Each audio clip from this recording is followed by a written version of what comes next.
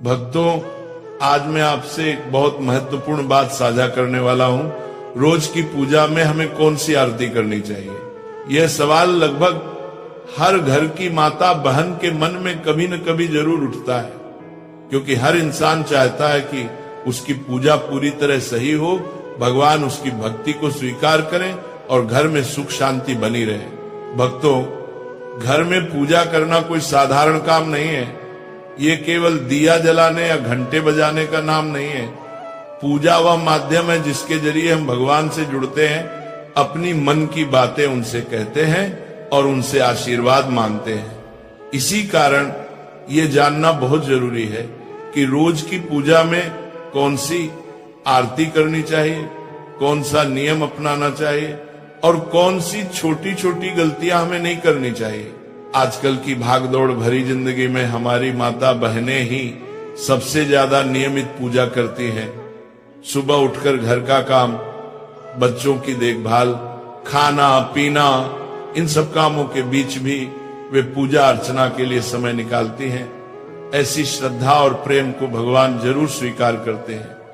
पर भक्तों, कई बार ज्ञान की कमी की वजह से पूजा में कुछ छोटी सी गलतियां हो जाती हैं जिनका हमें पता भी नहीं चलता। आज की ये पूरी बात उसी के लिए है ताकि हर माता बहन बिना किसी संदेह के पूरी श्रद्धा से सही तरीके से पूजा कर सके। तो भक्तों, आज हम बहुत सरल तरीके से समझेंगे रोज कौन सी आरती करनी चाहिए, आरती कब करनी चाहिए, पूजा की शुरुआत कैसे होनी चाहिए, कौन से नियम जरूरी हैं और कौन सी आरती रोज करने से घर में बरकत बढ़ती है।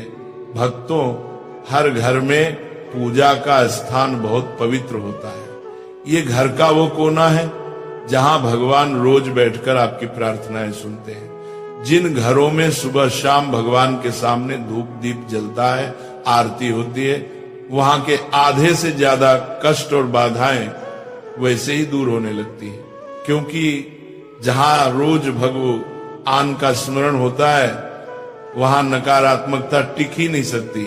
इसीलिए पहला और सबसे जरूरी नियम है, पूजा जितनी जल्दी हो सके सुबह के समय कर लेनी चाहिए। सुबह का समय सबसे पवित्र माना जाता है, वातावरण शांत रहता है और मन भी स्थिर होता है।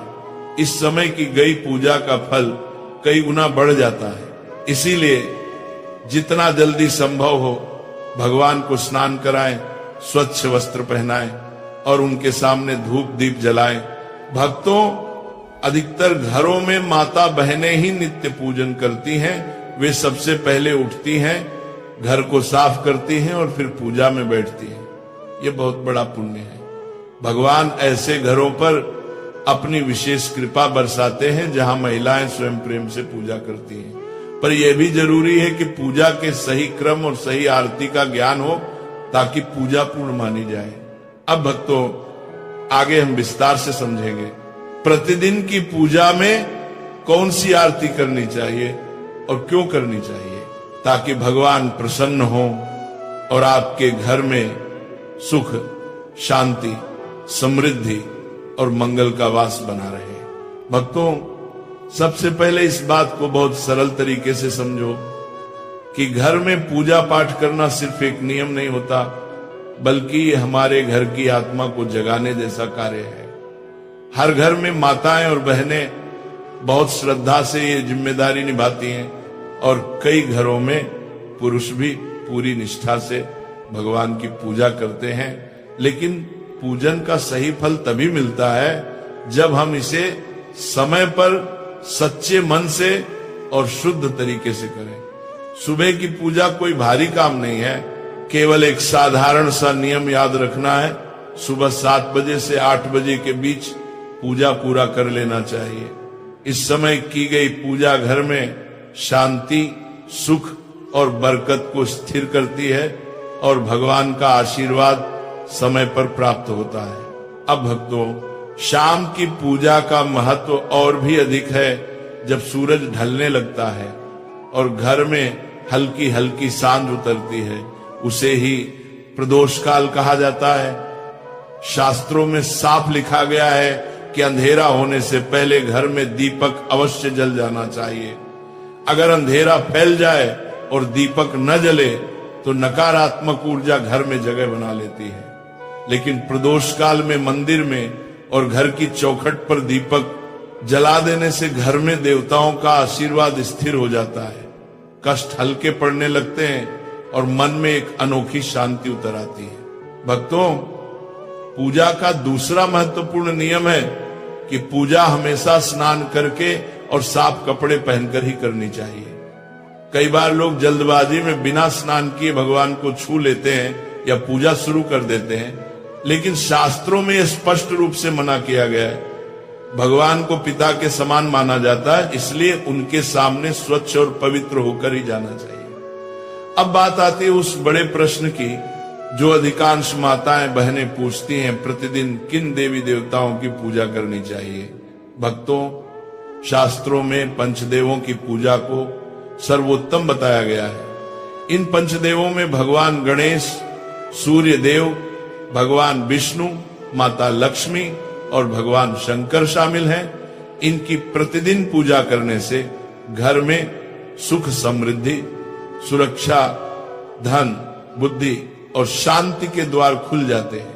कई माताएं यह भी पूछती हैं कि क्या सोमवार को शिव जी, मंगलवार को हनुमान जी, बुधवार को गणेश जी, अलग अलग दिन अलग अलग देवताओं की पूजा करनी चाहिए।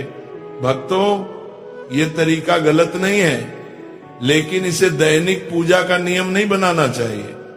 अगर आपने कोई उपवास रखा, जैसे मंगलवार का, गुरुवार का या किसी अन्य दिन का, तो उस दिन उस देवता की विशेष पूजा कर सकते हैं।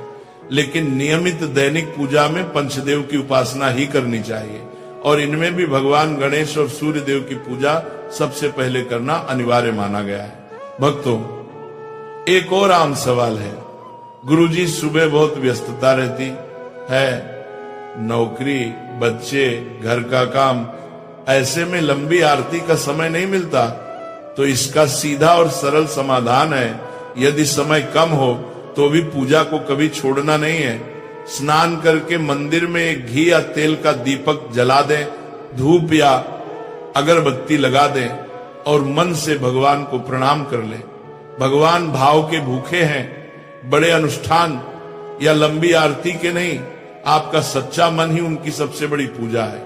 भक्तों, सुबह पूजा शुरू करने से पहले सबसे बड़ा और जरूरी नियम यही है कि सबसे पहले अपने पूजा मंदिर को अच्छे से साफ किया जाए। मंदिर की सफाई कोई साधारण काम नहीं है, ये भगवान का स्वागत जैसा होता है। इसलिए किसी साफ कपड़े से मंदिर की धूल हटा दीजिए, वहां की जगह को पवित्र कर दीजिए, ताकि जब आप भगवान की आराधना करें तो वातावरण बिल्कुल शुद्ध और दिव्य लगे। भक्तों, यदि आपके मंदिर में लड्डू गोपाल जी विराजमान हैं तो उन्हें प्रेम से स्नान कराइए। ये स्नान केवल जल का नहीं होता, ये भाव का स्नान होता है, जिसमें आप अपना स्नेह, अपनापन और श्रद्धा उन्हें अर्पित करते हैं। यदि शिवलिंग रखा हुआ है तो उस पर शुद्ध जल चढ़ाना अत्यंत शुभ माना जाता है। अन्य देवी देवताओं को भी भावपूर्वक जल के छींटे लगाकर दिन की शुरुआत की जा सकती है। अब भक्तों, यदि आप चाहें तो पूजा में फूल अर्पित करना बहुत शुभ माना जाता है। फूल भगवान की कृपा, पवित्रता और हमारे मन की सुंदरता का प्रतीक है। प्रतिदिन सुबह मंदिर में 1 लोटा जल भरकर रखना भी जरूरी है। शास्त्रों में कहा गया है कि मंदिर में रखा हुआ जल घर की नकारात्मक ऊर्जा को दूर करता है और घर में शांति बनाए रखता है। यदि आपके घर पर दक्षिणावर्ती शंख रखा है तो उसमें भी प्रतिदिन जल अवश्य भरें। ऐसे शंख में भरा हुआ जल बहुत शुभ और ऊर्जा बढ़ाने वाला माना गया है। भक्तों, अब बात आती है भगवान को भोग लगाने की। प्रतिदिन भगवान को चाहे केवल चीनी, दूध, मिश्री या थोड़ा सा गुड़ ही क्यों न हो, भोग लगाना ही चाहिए। ये हमारी कृतज्ञता का प्रतीक है। अब जब आरती की बारी आती है तो जो दीपक या धूप आपने जलाई है उसे भगवान के सामने 5 या 7 बार घड़ी की दिशा में घुमाएं। ऐसा करते समय अपने इष्ट देवता का नाम मन ही मन लेते रहें। चाहे तो मन ही मन कोई छोटी सी आरती भी गा सकते हैं। यह नियम विशेष रूप से उन भक्तों के लिए बहुत उपयोगी है जिन्हें सुबह अधिक समय नहीं मिल पाता। सिर्फ दीपक घुमाकर, नाम जप कर और प्रणाम करके भी भगवान प्रसन्न हो जाते हैं, क्योंकि भगवान पूजा के दिखावे से नहीं, भाव से खुश होते हैं। अब भक्तों, जिन घरों में शालिग्राम जी, लड्डू गोपाल जी या भगवान विष्णु की मूर्ति स्थापित है, उनके लिए एक खास नियम है कि प्रतिदिन भगवान को तुलसी दल अवश्य अर्पित करें। तुलसी माता भगवान विष्णु की प्रिय है और शास्त्रों में कहा गया है कि तुलसी के बिना भगवान का भोग अधूरा होता है। यदि संभव हो तो प्रतिदिन लौंग कपूर की आरती भी करें। आप चाहें तो दीपक में रुई की बाती रखकर उस पर लौंग और कपूर डालकर भी आरती कर सकते हैं। इससे वातावरण शुद्ध होता है और घर की नकारात्मक ऊर्जा तुरंत दूर हो जाती है। अब भक्तों, उनके लिए एक अलग नियम है। जिनके पास पर्याप्त समय है और जो पूरी विधि से पूजा करना चाहते हैं, ऐसे भक्तों को सबसे पहले ध्यान रखना चाहिए कि दीपक कभी खाली न रहे। दीपक में हल्दी, अक्षत, तिल या किसी पुष्प की पंखुड़ी डाल सकते हैं। इससे दीपक पवित्र और शक्तिशाली हो जाता है। ऐसा दीपक घर में बरकत लाता है और भगवान की कृपा स्थिर करता है। भक्तों, अब समझिए आरती करने का सही और सरल तरीका, क्योंकि पूजा का असली फल तभी मिलता है जब हम उसे प्रेम, नियम और सही विधि से करें। जब भी आरती शुरू करें, सबसे पहले गणेश जी की आरती करें। गणेश जी विघ्नहर्ता है। नु मानिया मानिया मानिया मानिया मानिया मानिया मानिया मानिया मानिया मानिया। और किसी भी पूजा का शुभारंभ उनके भी ना अधूरा माना जाता है। उसके बाद आप ए जय जगदीश हरे या कोई भी सार्वभौमिक आरती कर सकते हैं। लेकिन भक्तों, अगर आपके इष्ट देवता शिव जी हैं, कृष्ण हैं, दुर्गा माता हैं या कोई और देवी देवता, तो पहले या बाद में उनकी आरती अवश्य करें। ध्यान रखने वाली एक महत्वपूर्ण बात यह है कि पूजा के नियम ऐसे बनाएं जिन्हें आप रोज निभा सकें। ऐसा ना हो कि 1-2 दिन नियम निभाएं और फिर व्यस्तता के कारण कई दिन पूजा रुक जाए। भगवान नियम से प्रसन्न होते हैं, दिखावे से नहीं।